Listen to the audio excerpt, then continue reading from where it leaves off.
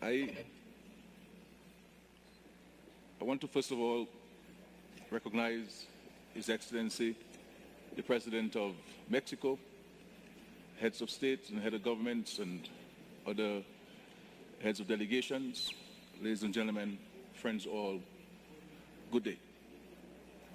I speak to you as a leader of a small Caribbean country and someone who might be the youngest leader sitting around the table today, but who is the second longest serving head of government, head of state around the table here today, and someone who has been part of the entire process of the foundation and the establishment of CELAC.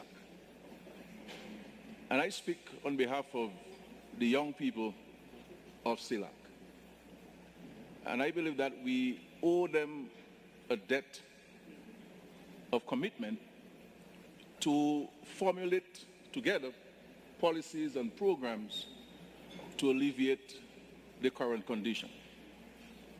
And also the less fortunate among us in this region. We're here because of them. We are not here to advance any ideological pursuit.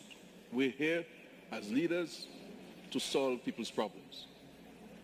And the formation of CELAC was to create that space for ourselves within the Caribbean and Latin America to address real problems of real people.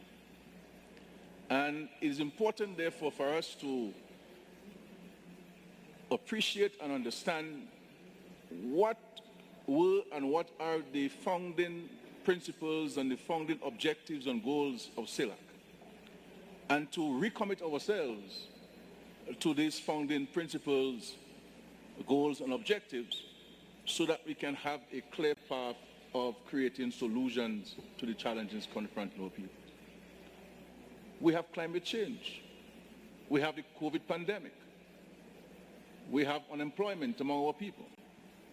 We have, many of us are challenged with the existing challenges to achieve our SDGs and to reduce poverty levels, access to education for all. And I believe that among us in Latin America and the Caribbean, we can find solutions to these problems because we have the capacity. We have been through struggles before. Our forefathers fought for independence, and we now must fight for the independence of our own societies and the independence of our own people by empowering them with the tools to survive as independent people. And so I urge us as leaders to focus on this fundamental principle. I really want to commend the President of Mexico for the leadership that he has shown in, quote-unquote, reviving CELAC. And to say to the Mexican government and the Mexican president that we in Dominica are very grateful for the solidarity which Mexico continues to show to us in Dominica in particular, and of course the entire Caribbean.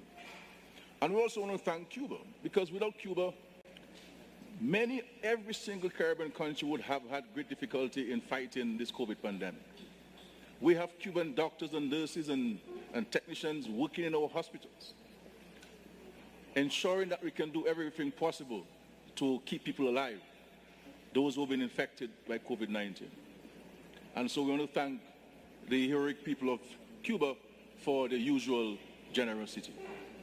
And therefore we cannot consider the help that Cuba gives to us in our hour of need and to define it as human trafficking. What is CELAC's position on this particular matter? This is a fundamental question we have to ask ourselves.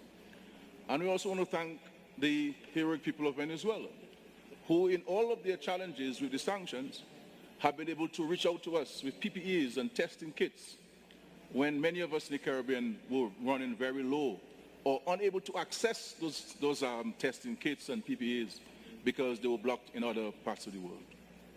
And so, my friends, I want to urge us to redirect our energies to solving people's problems. We have within us the capacity to solve those problems, and our people are looking to us to solve these people's problems. We're here as a testimony and a testament of our commitment to these principles and these ideas. We have traveled in the most difficult of periods. having to need a test for every single stop you've made to be here, because we want to say to all of us in this Caribbean Latin American space that we're in it together, and we can overcome this challenge only by being together. Thank you, Mr. President, and God bless you and the great people of Mexico.